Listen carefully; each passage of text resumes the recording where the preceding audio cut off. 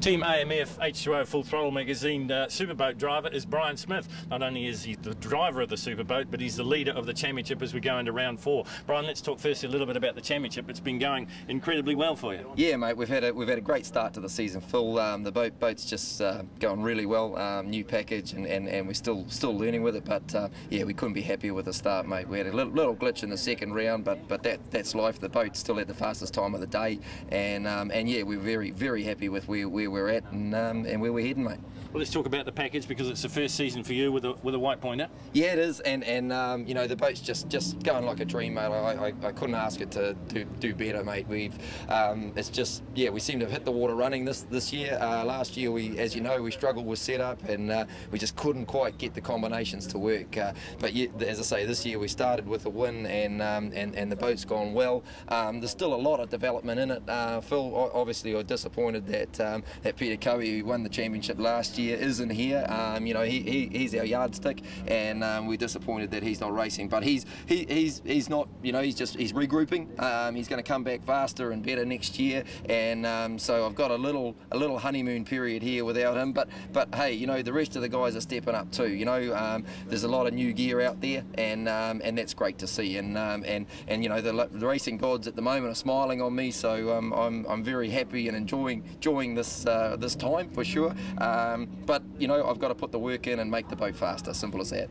Well, talking about faster, let's talk about the engine. It's a big solid block, big block in there, and there's always a debate, isn't it? Do you go with a big block configuration? Do you go with a small block? You've always been a big block exponent. Why is that? Oh, well, I'm just keen on the big engines, mate. You know, size does matter. You know, ask anyone.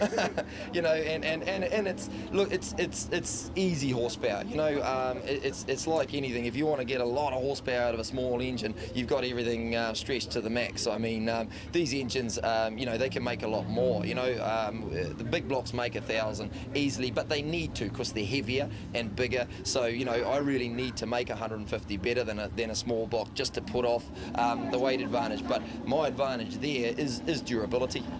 You know, Craig Highland Engine Dynamics, mate, has put this engine, and mate, I just get in it and cane it, mate. You know, as simple as that. And championships are about consistency. You know, we've had a couple of races, like I said, where we've had the luxury of not having to get on the ragged edge. I know I'm going to have to go there, you know, but I'm not going to go there until I have to, you know, and we're pushing the boat, and the boat's doing the business, and like I said, we just turn the key and it starts, mate, you know, and it starts every round. I'm not stressed about it. We even double teamed it for a couple of rounds, mate, as you saw. So yeah, no, that's what I like about the big blocks. They're there, and it's just something about size, you know, it does matter. But one thing we haven't seen in the past is the kind of professionalism that H20 and AMF have brought to this season. I mean, you're part of a 3-boat team now. Do you feel any more responsibility in that? Oh, mate, you do, but it's actually a pleasure, Phil. I mean, look around, you know, the shirts, the team image, the team camaraderie we've got within our own team is great. You know, I mean, I see the other guy, we're out there supporting the other guys. You know, I'm getting feedback from Pete. Pete Bryant's giving me great feedback on the track. I mean, he knows white pointer boats better than anybody. You know, Rex has helped me with the setup.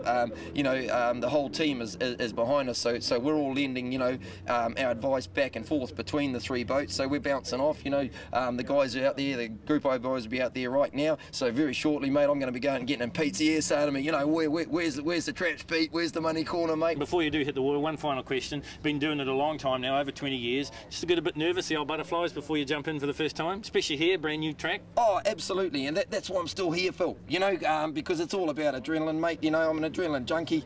You know, I just can't quit it, mate. It's a blast, and I still enjoy it. And the day I don't enjoy it will be the day I hang my head up, mate. You know, and that's the day to step out of the seat. But you know, you get a shared responsibility. You know, when you're out there, I'm doing my best. The crew does the best to get the boat going. They do it. You know, we're working together as a team. And you know, I get a bigger kick, mate, when we go through a finish, and if we've put down the time that we've done, mate. I don't have to look at the clock, mate. I look at the team, mate, and the team's jumping for joy. You know, and that's just great, mate. I get a huge kick out of that. You know, it's a blast. This is the AMF Racing H20 Full Throttle Group A boat, and with me is the driver, and it's Peter Bryant. Now, he is the defending world champion in the Superboat class. But Pete, you've made the step into the more competitive Group A boats. Yeah, and it's been a lot of fun. It's challenging. It's not easy to get up onto the race pace. because it's so tight. There's about 8 boats that are really on the race pace, and so to come with a new package, I guess, and find that sweet spot, find that competitive area you need to be in, and also adapt my driving style from a superboat. It's quite different. So it's been a great learning curve, and we sort of feel we're getting there. I wouldn't say we're there, but we're getting every event we're getting a bit closer. Well, let's talk a little bit about the boat. Let's start with the hull, because essentially this is kind of the same hull that you're used to. This is a hull out of your brother's workshop, a Stinger, a white pointer. Yeah, it is. Bog standard off the jig. We made no changes to it, essentially. And then the Group A engine, and Scott designed jet. So it's a pretty basic package. I mean, everyone's running much the same gear, really. And but the gap at the end is tiny, isn't it? You know, a few tenths here and a few tenths there, and that's it. And I suppose there's a lot of tickling going on with the engine, because I mean it's pretty heavily governed, and it's got to be what, 412 cubic inch. It's got to be cast iron. It can't have any real exotica in it. Yeah, and that probably caught us off guard a little bit. The engine wasn't quite right. Combination we had wasn't that good.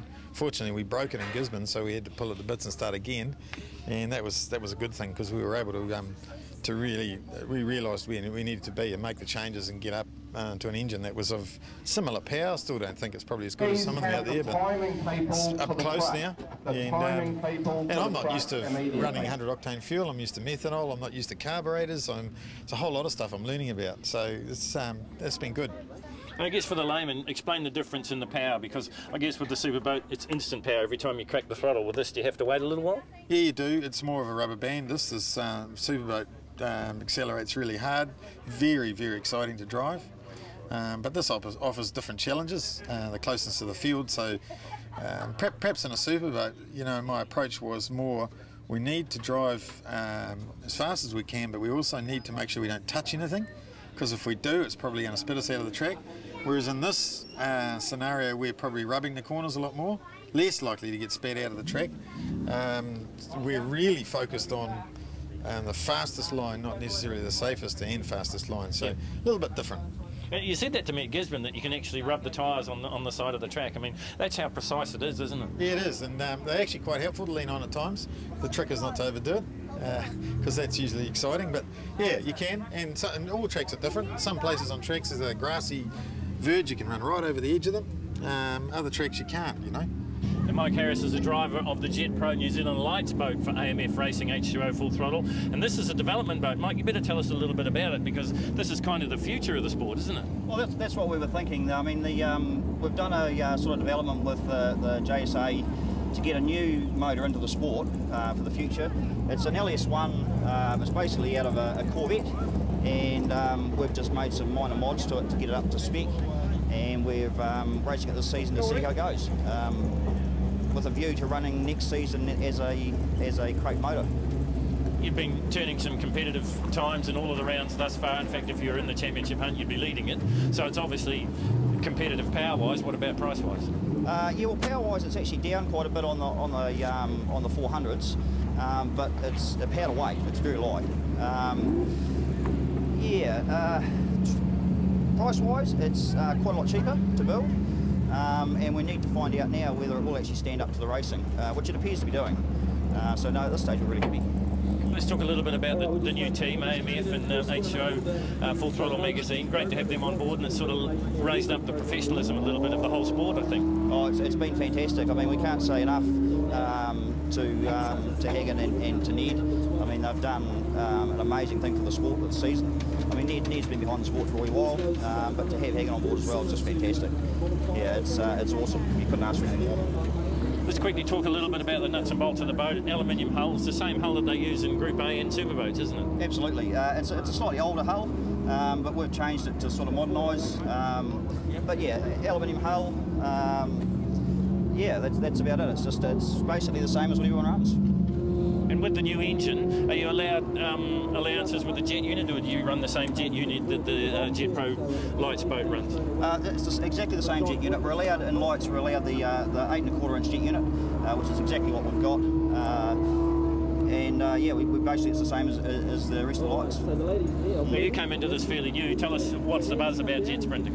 I mean, I've always had a keen interest in jet sprinting. I've followed it for a number of years, been on some pit crews, and we decided it was time to get into it.